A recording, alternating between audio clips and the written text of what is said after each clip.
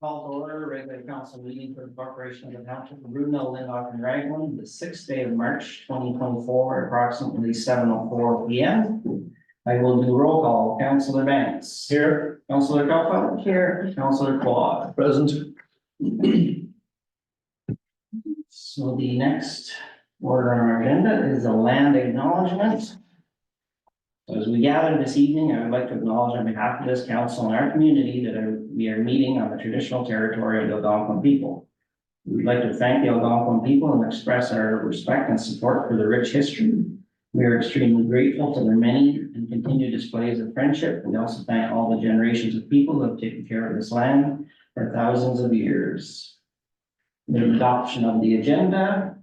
That we, the Council for the Corporation of Township of Brunel, Lindhoek and Raglan, adopt the agenda as amended to include an additional item in closed session or subsection B regarding personal matters about an identifiable individual. I need a mover on that. Councillor Quad, seconder, Councillor Banks, all in favor? Yes. And that is carried. A disclosure of pecuniary interest on any matters before us tonight with any members of council. I do, mine is with number 7 too. Item 7, number 2. Okay, so since the mayor has taken leave of absence, Fowler's not here, so there is no mayor's address. Do we have a clerk's report? None tonight, okay. So we're on to delegations then. We do have 3 of them tonight. Our first delegation is 7-1 is Food Cycler Municipal Solutions, and we have Tommy Duncan. I'm not sure he's attending via Zoom, but I'm not sure if he's on the list. I will actually be taking the place of Tommy tonight. Okay. Perfect. If I could please have permission to share my screen, that would be great. Yep. We'll try and get that to you shortly here. Thank you.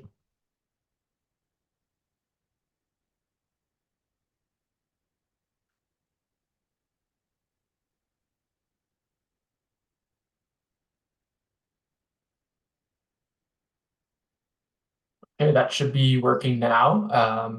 Just want to start off by saying thank you to staff and council for hosting me virtually tonight. If at any point my audio or video goes a little wonky, just let me know, and I might have to turn off the video feed just to keep the connection going well, but hopefully all goes well. Just for a brief introduction, my name is Jacob Hanlon. I'm the Municipal Solutions Manager at Food Cycle Science, and I'm excited to discuss a food waste diversion opportunity for the township. In case you haven't heard of us, Food Cycle Science is a Canadian company. We're not too far from you. We're based out of Ottawa, and we are 100% focused on food waste diversion solutions. We do this using our innovative technology, which is the Food Cycler. And while the Food Cycler is sold direct to consumers through some of our partnerships with companies like Vitamix, we also put them into classrooms through some partnerships with not-for-profits like Eco Schools Canada. But the main reason that I'm here today is to tell you about our municipal programs. So our municipal solutions, which started back in 2020, help many small, rural, remote, and northern communities keep food waste out of their landfills. So we're currently working with 125 Canadian municipalities across 9 provinces and 2 territories. Not too far from you, we have programs in Renfrew, Arnprior, and Madawaska Valley, to name a few. Our program has been highly successful in communities who often face struggles with food waste management or where other programs like curbside green bin collection is just not accessible or not necessarily a good fit for them. To briefly speak on the issue with food waste before I get more into the programs and into our solution, one of the biggest problems with it is that it is avoidable. It accounts for a large portion of our household waste, and it's typically the most unpleasant portion of our waste that we have to deal with. It's made up of mostly liquid, it's heavy, it freezes in the wintertime when it's put outside. And then on top of that, when it does end up in the landfill, food waste is responsible for generating some pretty harmful greenhouse gases. So all these factors make it so that food waste is a problem that does have a strong municipal impact. And one of the impacts to municipalities is that since food waste does make up a large portion of our waste stream, it is causing our landfills to fill up quickly. Whether the landfill is county-owned, municipality-owned, or privately owned, I think we can all agree that the costs of extending a landfill or running a landfill are really felt by everybody. And on top of that, we want to extend the lifespan of our landfills for as long as we can. When we look at the environmental impact of organic waste when it goes to a landfill, it ends up squished between tons and tons of garbage. It is in an anaerobic environment where it ends up producing methane gas, which is quite a bit more harmful to the environment than CO2, which is what it would normally generate in a composter, for example. And then when we look at our communities, putting food waste in the garbage causes odors. It's unpleasant for humans to deal with. It typically attracts animals, though. Bears, raccoons, other vermin like to go through our trash and make a mess of things. So when we remove food waste from the garbage, it eliminates all these issues and it reduces the overall volume of what we're either self-hauling to the landfill or the transfer station, or what's being collected and then hauled away. So this can definitely save the municipality on hauling, disposal fees, save space in the landfill, and it can save residents on definitely some hassle, but any other fees that they might face, such as bag tags, for example. I'll just play a quick video here to give you an idea of what our technology is and how it works. So what we've essentially done is we proposed a different way to deal with our food waste. And the focus was making it really easy and convenient to deal with right at home. So essentially we built a small appliance. It's about the size of a bread machine, and you can put in your daily food waste. And this, it's not just limited to fruits and veggie scraps. You can put in meat, poultry, fish, dairy, even some small bones. And then you push a button, and in 8 hours or less, typically an overnight process, you end up with about a handful of dry, odorless, and nutrient-rich soil amendment that comes out. The machine can be used anywhere that has a plug. So I know that in the video, it's on the countertop, but as countertop space is quite precious for most, it can really go anywhere that just has a regular plug. That bucket that comes out can be transferred back and forth from the kitchen to the machine. Most people keep the machine in their kitchen, but some people put it in their garage or a basement or a laundry room. In terms of the two machines that we have within our municipal program, so we have the FC30, which is a 2.5 liter capacity, and then the Eco 5, which is a 5 liter capacity. Both machines are essentially the same technology. They both operate 8 hours or less to process your food waste. I'd say I guess for the power consumption, between 0.8 and 1.3 kilowatt hours of power for a cycle. And within our municipal programs, when the residents do register for a program, they have the option to choose either the smaller one or the larger one, depending on what best suits their household. Just want to emphasize here that in that cycle that takes less than 8 hours, typically overnight is when people run it, there's about a 90% reduction in the weight and volume of food waste. And that end product is full of nutrients. It's quite beneficial to soil health and plant growth. While it's not finished compost at the end of the process, it is comparable to a fertilizer in the sense that it is nutrient rich. We recommend mixing it into your garden at a 1:20 ratio of the byproduct to soil. The same way you wouldn't dump a big pile of fertilizer on your garden, you want to mix it in there. Now that byproduct, as I mentioned, it's dry, it's odorless, it is full of nutrients, and while most people do use it at home to help fertilize their garden or within their landscaping of their property, we understand not everybody is a gardener or has a garden. So other options for that byproduct, first thing I'll say is there's nothing about putting it in the garbage. We find that all these options listed there's something there for everybody where they can still ensure that their food waste, even after it comes out of the food cycler, is not going to the landfill. It can go into a backyard composter or a tumbler or green cone, can be integrated into existing leaf and yard waste systems, a local compost site, a local farm or community garden. We're happy to kind of help bridge some partnerships if there were any local farmers or community gardens who wanted to accept the byproduct. And then lastly, you can also go into a green bin program where that is available. Now I'm going to shift more towards our program here. So one thing that we've learned from working with our 125 plus municipalities over the last 4 years is that residents are actually quite interested in being part of this solution, whether they're in more urban and densely populated places like the city of Windsor, or very rural places and spread out places like Greater Madawaska, for example. Residents are quite interested in trying new things, having options for how they manage their waste, and they're typically quite happy with their government when these types of options are brought to their community. With the Food Cycler and the Food Cycler program, you don't necessarily have to live in a city that has expensive infrastructure and collection of organics or anything like that to allow your residents to divert their organic waste. Now, we're working with over 125 municipalities, and to date, we have completed pilot programs in over 50 of them and over 6,000 households. With each pilot program, we send out a final survey at the end of the pilot period, and those residents fill out that survey, they provide feedback, and we compile all that data. And what we found so far is the results have been overwhelmingly positive. So we've been able to achieve a really high and significant amount of net new waste diversion. We're seeing that on average, each household using a Food Cycler is diverting approximately 300 kilograms of food waste from the garbage per year. The participation rate is the other one I'll touch on this slide. 98% of residents who are in these programs report that they're going to keep using the Food Cycler moving forward as their solution for their food waste. Can't really find a participation rate like that in any other type of program. I know Ottawa's Green Bin program, for example, has only a 55% participation rate, and it's been around for decades. So the 98% participation rate in our program, it's very encouraging, and it's really great to see. I'll just briefly touch on some federal funding that we have towards the program, and then I just have a couple slides left after that.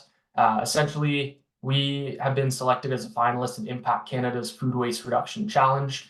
It's a three-part initiative from the federal government to reduce Canada's food waste.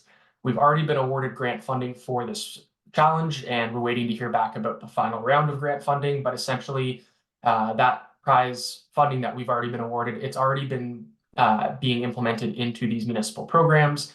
We still have funding, and we're still putting that into these programs to help subsidize the cost further. Any municipalities that have partnered with us or partner with us in the near future, they will have the right of first refusal on any subsequent funding that comes our way. Now, the pilot program is typically a 12-week project. So upon a council approval, residents purchase a Food Cycler from their municipality at a subsidized rate, which we'll see in the next slide. They then use their unit for 12 weeks, and we provide a really nice resident guide and package for them. It includes a nice tracking sheet in there, and the resident tracks how much they use their machine per week for those 12 weeks. Then after that time period, we send that follow-up survey for the residents to fill out and provide their feedback and review of the program. We then compile all that data into a really nice report and presentation, present it back to council, and then that way we can evaluate the program's success with council and with staff.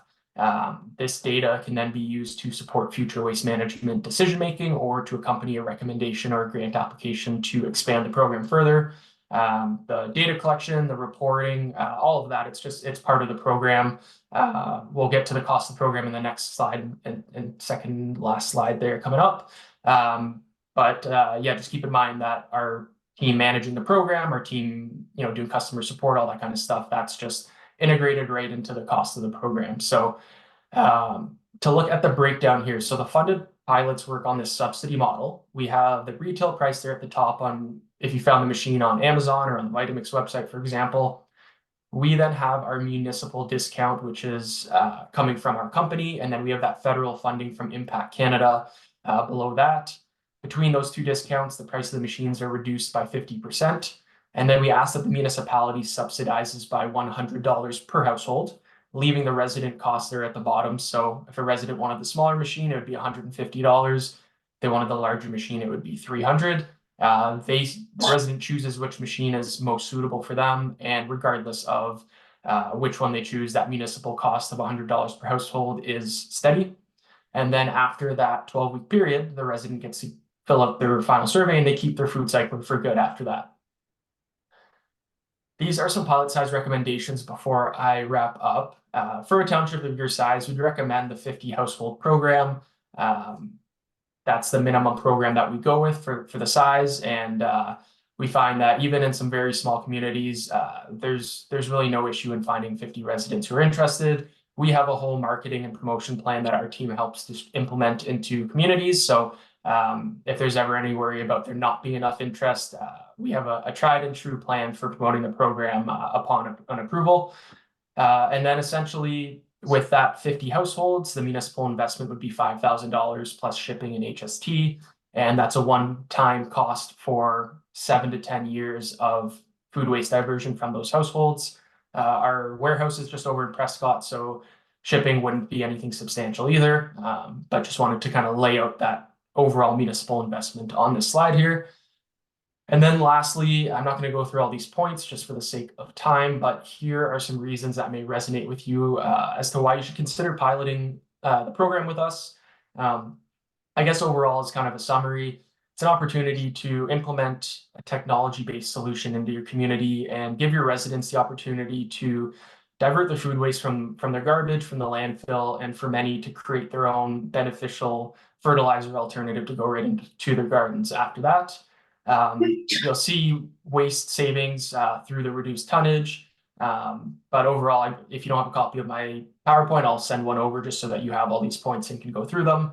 But with all that being said, I'm going to wrap up here. I would just like to say that we'd like to welcome the township as a partner in the Food Waste Challenge, but as well as a partner in the program that so many other Canadian municipalities have been finding a lot of success in.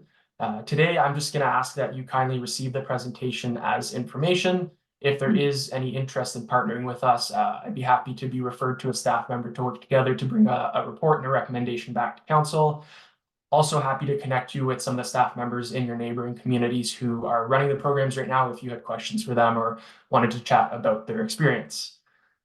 So all that being said, really appreciate you taking the time to host me virtually and listen to the presentation, and I'm happy to answer any questions that you may have. Okay, thanks, Jacob, for your presentation. Does any member of council have any questions for Jacob at this time? I know we do all have a copy of your presentation, so council's able to review it fully at their leisure, but yeah, so now's the time. Council has any questions? None for me at this time, but it's a good presentation, good information. Appreciate you taking your time to talk to us about that. Yeah. Just one question, Jacob. Is your unit available for anybody that, you know, may see it advertised? Is it open to purchase, like, for anybody, like a resident or whatever? Is it? So it is available through Vitamix, for example, as they're our North American distribution partner. But on Vitamix, that's where you would see that $800 price tag. For the 150 or the 300, that's strictly through the municipal programs and through partnerships with the municipalities. Yeah, of course. Yeah. Okay. Thanks. That's the only question I had. So, any other member of council? Okay. Well, thanks a lot, Jacob. Thank you very much, everyone, and have a great rest of your evening. You too. Okay, so we have another delegation now. We have the Peterson Pathfinders, I believe Stefan and Mitch, I think. Yeah. Yeah. Staying here. So do you have anything to put on the screen? The trail extension presentation. Okay. Yeah, you can just stand with your wish or you prefer. So, March 1st of last year, good evening, Sheldon, and additional council members. Thank you for entertaining us this evening. On March 1st of last year, we did a presentation to the township to propose an extension of the 170 trail and to allow us to utilize ROW road allowances to make that trail to get to Vaudeville. We have now done the presentation last year to the board of the district board and did approve the trail extension. Griffith has already done their side of it to Vaudeville, and they started grooming this year already. So we got approval last year, and then I was in the process of securing some landowners and figuring out the actual route. The original route that we had proposed had gone from the York road allowance straight down to the Latchford Bridge. But due to geographical constraints, that road allowance wouldn't be suitable, for elevation, for the groomer decline, and it would have been a huge cost in doing blasting to get rock and granite out of there. There's no way that was gonna happen. So we made a course change, and we took this road allowance here, which comes out just below Pilgrim Road. And, that will be the turn. So the red mark is the end of York Road at Mother Murphy, straight to the GPS point here, and then to here. We have solidified, the 3 quotes required for surveying, as well as the 3 quotes for, the work, scope of work to be commenced. Mitch and I and the team of the executive have been submitting, the FedDev grant, to the federal government for funding. However, we do have the secured funding from the board already in place. We're trying to get as much funding from outside sources as we can. So that grant was actually submitted on, February 29th. So we are hoping to find out sometime by May, early June, if we receive the grunting, and that would be the 50% of the total cost of the trail, which is estimated about $75,000. With signage, culverts and everything that would, whatever we require, we're gonna need about 220 signs and posts to be put up along the route. The yellow line is, will be a new trail erected on, Mr. Ryan Freeburn's property. So we didn't have to use his road allowance that went right through the middle. He's agreed to us to open up a new trail on the west side of his property. So those are the 2 sections that will require scope of work. We've received 3 quotes one from Dombrowski Logging, one from Yanta, backhoe and trucking, and one from Matty Hoover. And, we most likely will proceed with Matty. He was the lowest quote, and he has the best equipment to, exercise the scope of work on the road allowance, especially because we have to cut and pick and make sure that we're not stepping on any adjacent properties. The survey has come in at anywhere from $18,000 to $23,000 to have the survey done for the road allowance. And that will take 6 to 8 weeks to complete. So why we're here tonight is we would like to, another document that was provided in the presentation was, the MOU and the trail, the PIN numbers that are associated with that road allowance, so that council could review that, and we need those MOUs in place before, we can commence work. The scope of the work, we're looking to commence sometime at the end of August, early September, when the ground is typically the driest, and, the logging hasn't begun yet.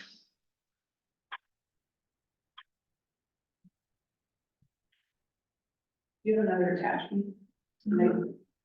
It wasn't attached to this, it was a separate email, Tammy. Okay.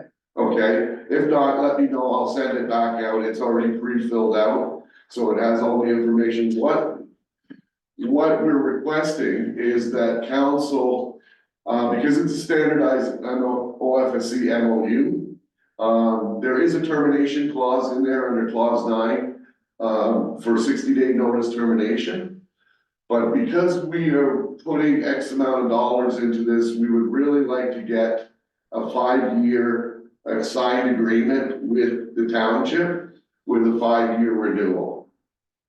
Seeing that we are gonna put all this effort into this. I would like to see if council can get some of that with your legal and see if they're fine with that. We would like to prefer not to go to a non-standardized agreement. We're trying to get away from it with the OFSC, and we have a whole legal department that is helping us get rid of non-standard legal agreements. This document was provided by the OFSC lawyers. It's been worked on, it's rock solid, and it provides the $15 million liability insurance for the trail as well.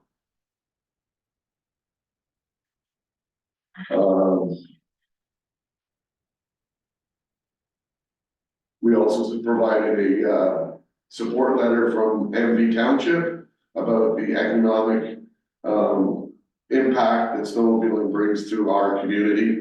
And as we know, the ski season was a dreadful season and a lot of people are suffering.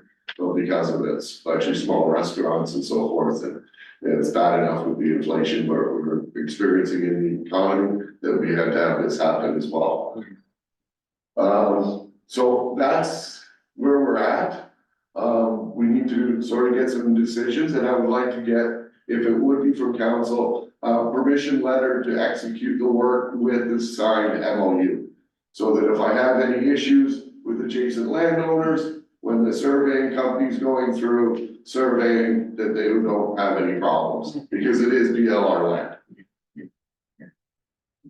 When's the one that you sign and return? If we could, before the end of March, because that way then I could, execute the survey as quick as possible, which would get us into May. And then we know that we would be good on the timeline for the scope of work to be commenced.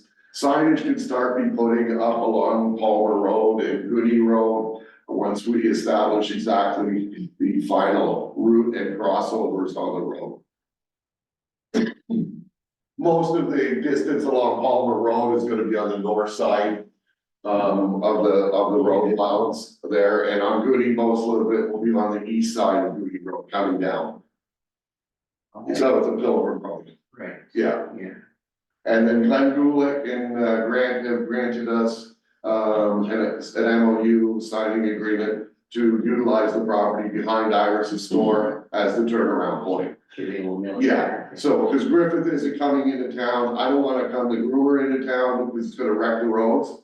So we're gonna cross right there at their gate, go in, turn around and come back out, but they have a driveway that goes out to Letterkenny Road from that property. Yeah. And that will be the access point for the sledders coming, they'll be coming from Addington Road, from Cameron Lake Road, Yeah. down Addington, turn in front of Iris, and then come into that trail from there. Okay, so yeah, I was just kind of wondering about access, and kind of the last time you talked, your access was up. All come right up the township road, Yeah, like Addington Road, but you changed your trail now. Griffith's up changed, yeah. To the Cameron Lake Road. They came in from Homestead Road and Cameron Lake Road, and they're coming there, Okay. along there, and then they're turning around right at the end of the road. And not going down Addington Road. The sleds can go down the side of the road like they do in a lot of other towns and municipalities. They're licensed to, so that's Yeah, fine, they yeah. can do that. So I know looking back at your map there, like, I know you're running a quite a bit of municipal road, especially like on the Guiney Road and stuff. Yeah, Are there concerns with enough room and, yeah, there's plenty of room. okay, Well, if you look at where we run beside Crooked Slide Park, beside the dump there, we only have 10 feet, 12 feet of, space along from the road edge to the ditch. So, yeah, there might be a couple of spots on Goody, but Goody's a dirt road, so I'm not too worried. Where we are, in Columbia, where we're going up all, Mullen Road, where's Bennett Lake Road, we Yeah. connect to Bennett Lake, half that road, we're on the road, yeah, you know, and typically what we'll do is when they're plowing in the winter, once they plow and push the snow with the blade, we'll flatten it out and pull the groomer and the drag on top of that and flatten that top half down. Mhm. So they have, it will just be a one laner. It won't be a, you're not gonna be able to do 50K and go side by side with somebody, Yeah, but you'll just have to have some caution in certain areas.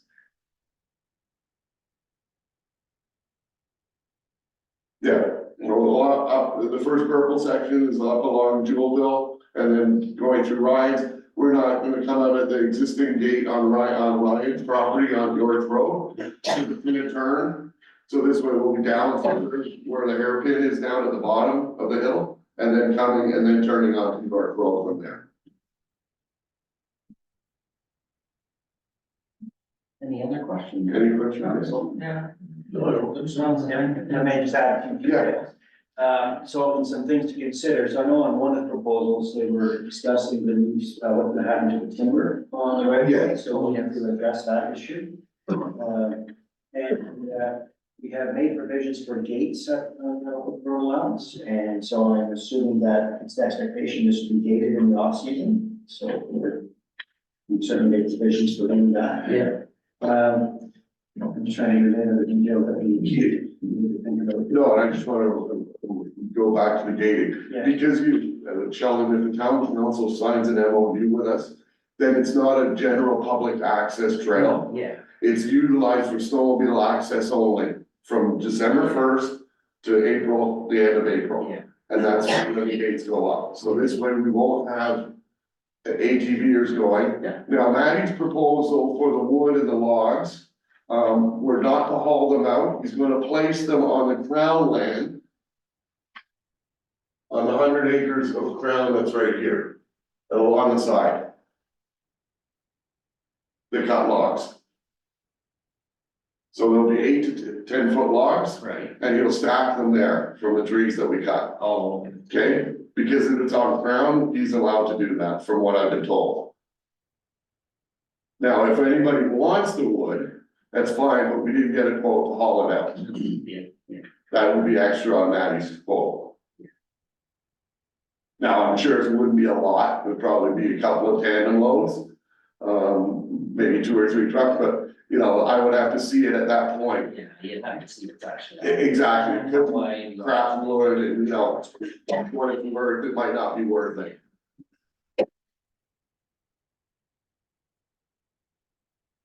So if I could meet with council again at the next council meeting and if you need any information from me, obviously, I'm Yeah. available anytime regarding the MOU. Yeah. Okay, and then Yeah, we'll go from there. Tammy, if you don't have it, I'll resend it to you, okay? I do have it, I'm not sure how I can. Okay. yeah. And I'm just, can we go to the next slide? I just want to see if there's any, upstairs, things that we could get, there's a budget and talk about. And there's another thing, oh, so they got. Okay, what I thought was interesting is when we took this snapshot that, and this is, we've seen this pattern a bit before, how our areas tend to be a little more resilient when we had poor weather. I think a lot of it's due to we don't have as many lake crossings, so when the ice isn't thin, we still have. Yeah. Yes, then we still snow, we can usually operate. Yeah, or you may. So what that means is these investments, we're hoping will be more resilient to Yeah. in the future. Yeah. Climate change. Yeah. Could you go back up a couple slides there and ask a question? I see different colored lines on the map, a little more. There, what makes the red, versus the yellow? Okay, the red means the trail's closed, Oh, you're not allowed on trail. So that- If you're on trail and get caught, it's a fine with OPD for trespass. that was kind of a shot in time? Yes, you're saying? that was- On the OFC website? Yeah. Okay. For the ITT, which is the interactive trail, when trail is yellow, that means limited conditions. Ride at your own risk, obviously, you're riding at your own risk all the time, Yeah, yeah. but be very careful. Condition. Yeah, green, you're good to go. So there's also going to be on this guide that kind of looks like this when you go into it. There's a provision to look for tourism loops. Okay, And so the intention would be to advertise these loops so people can find a way of getting to, you know. So now you'll be able to do an Eganville Daily yeah, yeah. and Bancroft Daily, Yeah, right? So we'll add 2 more days, tourism loops to our district. okay. Yeah, shorter ones, not necessarily long. Yeah. Yeah. Yeah, the Eganville loop would be about 250 kilometer loop, so taking Yeah. about 6 hours to ride it in a nice day. If and hopefully it's more snow. when you're- Yeah, that's true. Let's hope this is good for the anomaly this year. So based on that, I just wanna thank council Yeah. and hopefully, everything can go ahead and we get the green light to complete it. Yeah, okay, well, we'll review, we definitely get back. Whatever decision council may have. Okay, thank you. Thanks a lot, guys. Okay, have a great evening.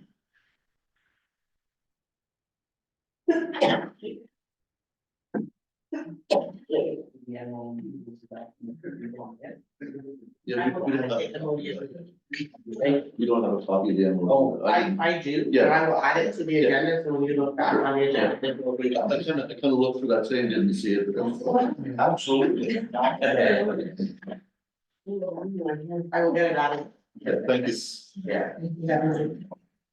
Okay, so we're moving on with our delegations tonight, budget delegation number 3. So our third delegation, of course, is Madawaska Valley Public Library, and we have Natalie Barrington to present to us. So welcome, Natalie. Good evening, council. Thanks for having us. I'm Natalie Barrington from the Madison Public Library.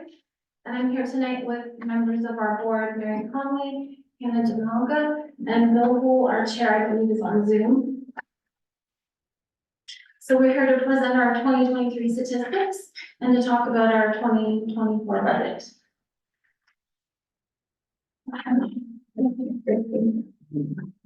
Library visits were up in 2023 about 38%. And thanks to the great weather we've been having, not good for doing, but it's been good for the library. Our stats are up even higher than last year already. In DLR, memberships were up over 200%. We had 13 new memberships and 41 renewals. And overall, DLR accounts for 8% of our active members.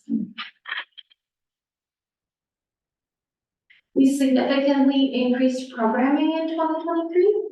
We more than doubled our programs and attendance almost tripled. We have a healthy retirement population and a lot of families looking for recreation, so the library is looking to fill the need for things to do.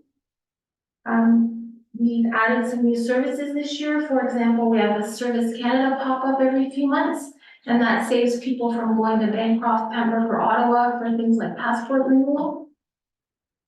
A lot of local residents were looking for a drop-off location for CPN's snowsuit drives, so we collected winter gear for and that's the Poverty Action Network.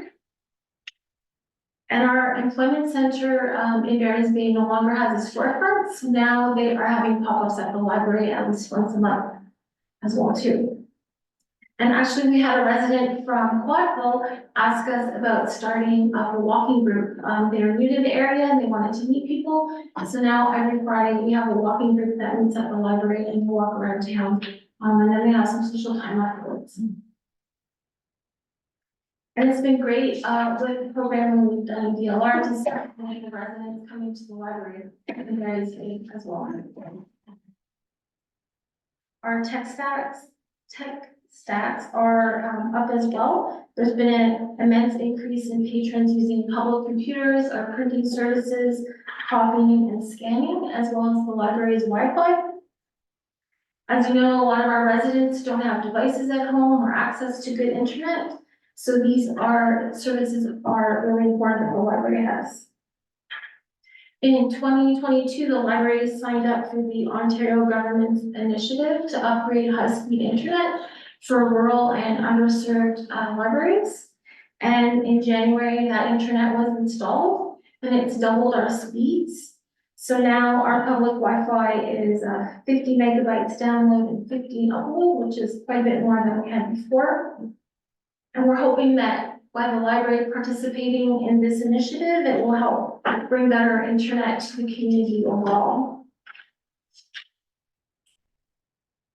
We're constantly adding new items to our collection. Our adult fiction is definitely the most highly circulated collection. We also added puzzles to our collection this year, and people can borrow puzzles for 3 weeks or longer, and that helps people use, even though we didn't have them. The National Art Gallery also gave us 3 passes in 2023. And so we now have passes to 7 Ottawa museums as well as Ontario parks. And circulation of those passes has doubled since 2022. Our circulation statistics for 2023 are strong. This and the number of library visits shows that the library has become an essential service in the community. For example, we're now the only place in town to rent DVDs, and our circulation of DVDs is quite high. I'd also like to note we have a really strong interlibrary loan program. Last year, Penny touched over 1,000 books. That's lending our books to other libraries and borrowing books from other libraries. And BLR accounts for about 7% of our total items borrowed circulation, which I think is a good amount given the population size. These are some highlights from our programs in 2023. We ran 2 trivia nights with 14 teams at each night. We'd love to see a team from VLR this year. Our next trivia night is May 3rd. We had an astronomy presentation in Cumberland at George Manning Catholic School last spring, and that was sold out. We also ran 3 Let's Talk Science sessions at the Palmer Rec Center. We had 1 during March break and 2 during summer, and we had over 20 participants at each. We also did a BIAC Indigenous drumming session with Palmer Rapids Public School. And we had our Christmas program with Palmer School and George Manning, and there were 2 classes at each school that participated in that. We also ran a number of programs throughout the summer. We managed to get some teams into the library with a teen trivia night, and board game night, as well as an escape room night.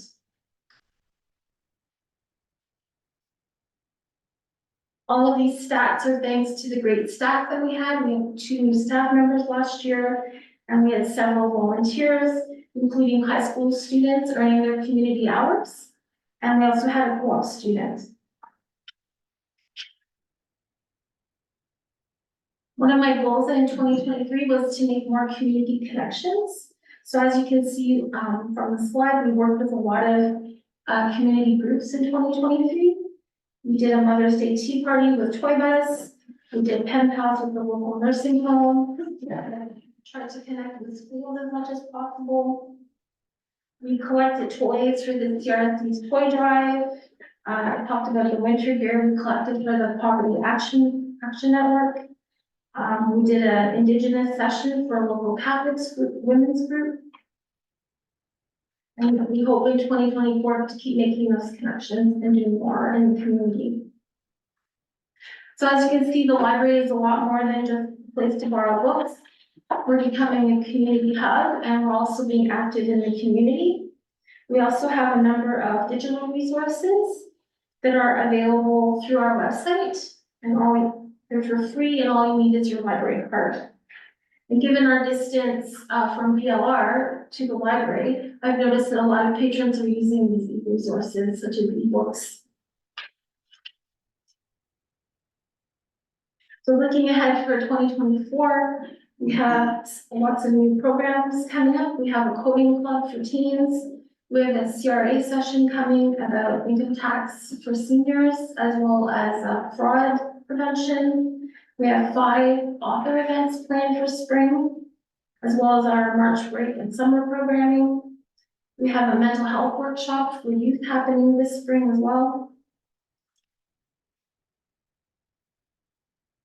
So our ask for 2024 is for a modest 2.5%, and this helps us continue to offer free programming to the community for all ages.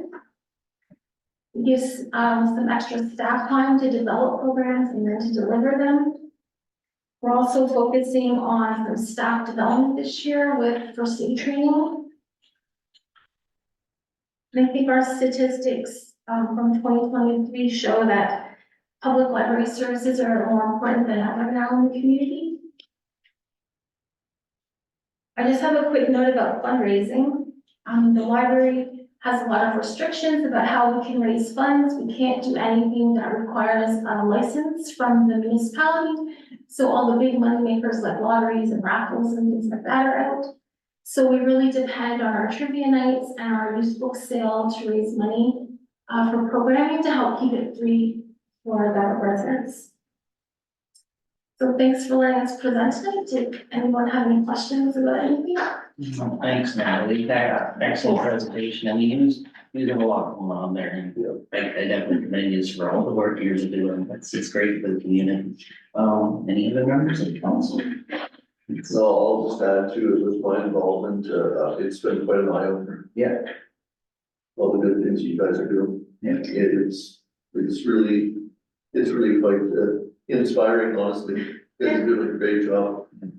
I remember when I was on the board, we always put a trivia team in there. Yeah, We'll have to do that again. yeah, it'd be great to have you. Well, yeah, it was always fun. It was. Yeah, it was always fun. I think you went 1 year, did you not? And so did you, didn't you, Jordan? What was that? Yeah. I mean, we had a great time. I brought the snacks. Yeah, you brought the snacks.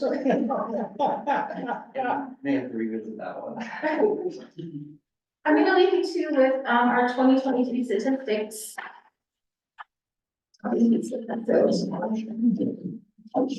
Okay, thanks very much.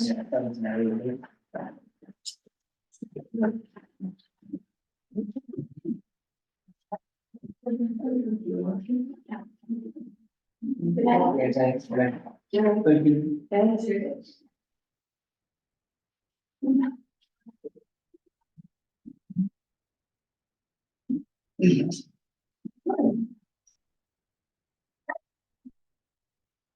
Okay, so moving on, now we're down to item 8, adoption of the minutes. So the resolution says that we, the council for the corporation of Township of Brunel and Dock and Raglan, hereby adopt the minutes of the public council meeting of February 7th, 2024, the regular council meeting of February 7th, 2024, and the special council meeting of February 21st, 2024. As presented, I need a mover on that. Councilor Banks, seconder. Councilor. I can't, I was on you. Right here, you're right, Yeah, Councilor. we voted. Here. Happened to have a vote on it. Any errors or omissions? Seeing none, I'll call for the vote, all in favor, Yes. and that is carried. We're down to committee or staff reports. The first one is that council for the corporation of the Township of Brunel, Lindau, and Raglan hereby authorize expenditure of $200 towards the children's coloring contest prizes. I need a mover on that, Councilor Quad, the seconder, Councilor Banks. Any comments or? We do have a staff report, so.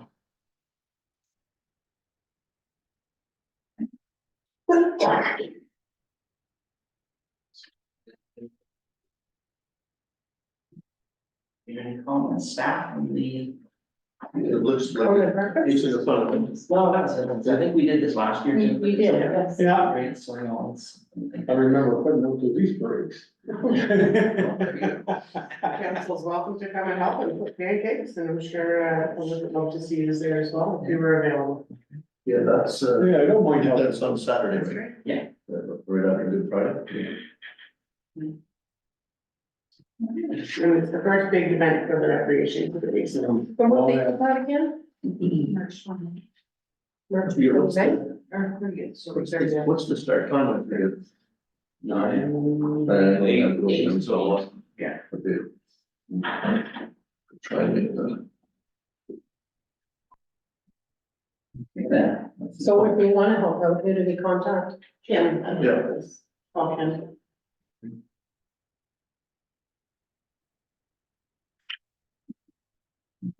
Another question. And the resolution. That is carried. And the next resolution, we have item 9.2, Public Works Construction Projects, Council for the Corporation of Township of Brunel and Dock and Raglan. Direct the operations manager to proceed with tendering for upcoming construction projects as presented in the 2024 draft budget. I need a mover on that, Councilor Banks, secondary Councilor Copwell. We do have a staff report, I don't know if Jordan wishes to speak to this. I can briefly, we did present what our plans were for the 2024 budget season. I would like to get a head start on some tendering so we can get some services lined up. Council seemed to be in agreement with the proposals at the draft budget meeting. And some of them, which includes the completion of Cedar Grove and Trout Lake Road, as well as pulverization and gravel application for River and Brewston Road portions. That's, yeah, Yeah. that's where we're at. It's like I start, obviously with pulverization and get that. Did the tenders out? Get some pricing, right? Yeah. Earlier the better. So, Yeah, usually earlier the better. yeah, it actually seems a little bit Secure some. Further the services now before they get wrapped up in bigger projects. And you already see some of the projects in the paper. But, So, yeah, so. Any other questions on Jordan on the recommendation? And I'll call for the vote then, all in favor? Yeah. And that is carried. Okay. Item 9.3, we have a resolution, something different for sure. The council for the corporation of the Township of Brunel, Lindau, and Raglan hereby direct staff to store stationary 3 waste sites for alcoholic beverage containers. The funds collected from this initiative will go towards recreation facilities, facility upgrades and projects. This includes parks and beaches. I need a mover on that. Councillor Quad, a seconder, Councillor Banks. I know we do have a staff report, so if Jordan would like to speak. I can, or Some- Tammy. Any members of Do you wanna go, or Go ahead. basically just an overview of what we're doing or proposing to do is place bins at each of our waste sites for residents to put their alcoholic beverage bottles in, where we would collect. And then in return, we would put the funding collected from that into projects for recreation. Some of the perks for, we don't promote scavenging in our waste sites. Whereas right now, the bottles are being, or cans or whatever you have, being dumped into our regular recycling. And we're seeing people trying to collect those, obviously. There are, municipalities in the area that are running this program, and it's been very successful, and believe they've even funded a playground for. Yeah. Doesn't know that, yeah, really. Pretty good. Yeah. Yeah, It'd be surprising how much you might collect. Oh, that's It's a good idea. We have the means of being able to do this quite simply. So it's just a matter of council's approval and support, and I don't see anything wrong no, excellent idea. Yeah, I think it's true. We're always looking for funds to try and keep everything moving, right, especially when it comes to. What's an opportunity, right? Yeah, Like I said, it's an opportunity. Yeah. Thanks for bringing that forward. Yeah. So if there are no other questions, then I'll call for the vote on the resolution. Okay, and that is carried. Okay. Oscar? I lost her. I lost. Damn. it's, Yeah, it's.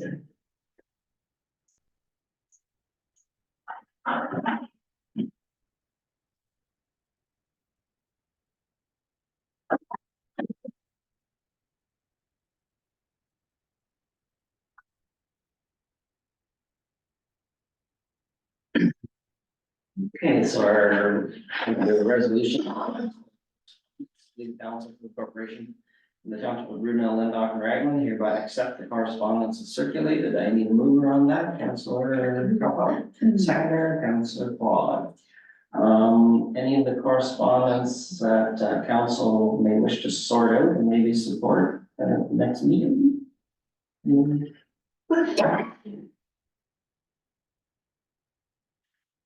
be bad with the funding or increased funding of libraries and museums. Yeah, I was trying to find out, what I thought that was a good one too. Okay, so item 10.6. Is that what it is, 10-6? Oh, there it is, I was looking down further.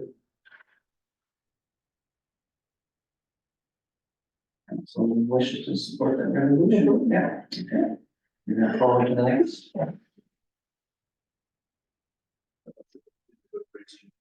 Insurance costs. It'd be nice to, if we could lower them. I think we may have. we've supported that. Yeah, we support supported them. that last before. I Yeah. thought so. I'm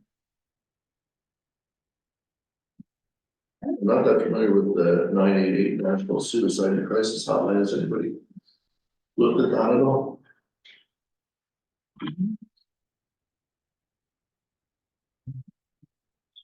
It's always good to have those type of things for people to access, Mhm.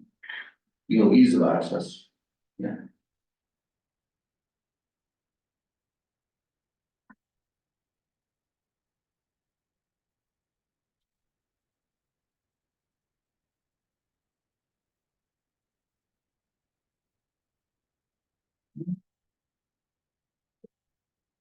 I have no problem with supporting that resolution. Sure.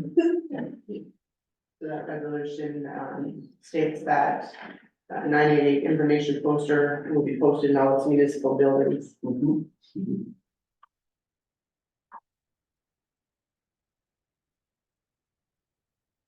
The staff to gather more information about it. Awesome. Sure. And bring it back. So that's the number they would call instead of Yeah. 911? Yeah, Mhm. it's a crisis hotline. Yeah.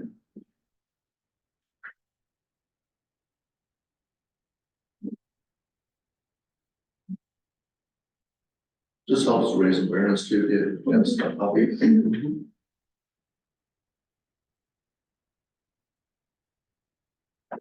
So is there any other items of correspondence?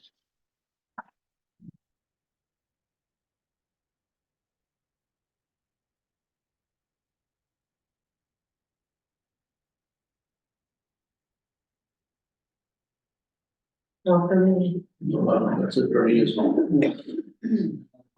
Vote then on the resolution, all those in favor? Yes. That is scary. We'll enter down to new business. Our next resolution says the council for the corporation of Township Brunel, Lindmark and Rag will authorize a donation of $94.37. This includes taxes to the National Wall of Remembrance Association for business card size advertising. I need to move around that. Councilor Rod, second by Councilor Coppout. Comments? There's of course the letter from the president and Sam letter from council too. I think this is something we do Every year, yeah. So council has more of them, I'll call for the vote then, all in favor? Yes. That is carried. Item 11.2, amend blue box regulation, and the resolution says, be it resolved that the council for the corporation of the township of Brunel, Lindmark, Ragland support the resolution passed by the township of Perry, requesting to the province to amend the blue box regulation for ineligible sources. And further, that this resolution be forwarded to the Honorable Doug Ford, Premier of Ontario, the Honorable Andrea Kenjin, Minister of Environment, Conservation and Parks, the Honorable John Yakubuski, MPP for Nipissing Pembroke, and to all Ontario municipalities. So I need a mover on that, Councilor Council, seconder, Councilor Banks. Questions? Yeah, I'll call for the vote then, all in favor? Yes. And that is carried. So financial report, that will come later when the budget gets approved first. Yes, but while we're here, So, can we set a date for the next budget meeting? we can. What date then that I was thinking March 20th, it's Wednesday, At 7 o'clock, 7 p.m. works for me. March 20th? Yeah, be? Okay, that's fine with. Yep. All members of council and Ken's checking his calendar. Yeah. 7? Yeah. Okay, let's do that then.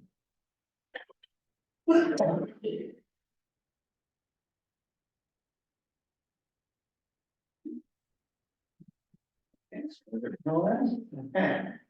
No bylaws, of course, that ends the open session of our meeting, so right now we have to go into closed, council does, and the resolution says that we, the council for the corporation, the township of Brunel, Lindmark, and Ragland, with the closed session pursuant to Municipal Act 2001, section 239, subsection 2, for the purposes of 3 items under subsection B regarding personal matters of an identified individual, including municipal or local board employees. So I need a mover on that. Councilor Council, seconder, Councilor Banks, all in favor? Yeah. And that is carried. Went to close. Okay, so the resolution says that council can go to closed session at 8:40 PM. I need a mover on that. Councilor Council, Councilor Potts seconds, all in favor? Yes. Yeah. And that is carried. I guess report goes council or? So during closed, 3 items regarding personal matters about an identified individual were discussed.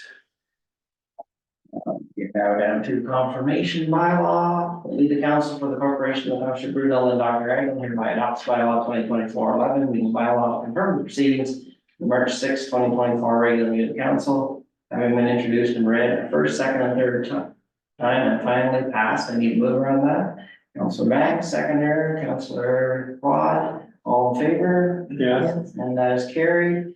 The last resolution of the evening, that this meeting adjourns at approximately 8:41 PM. And I just need a mover on that, Councilor, and this meeting is adjourned.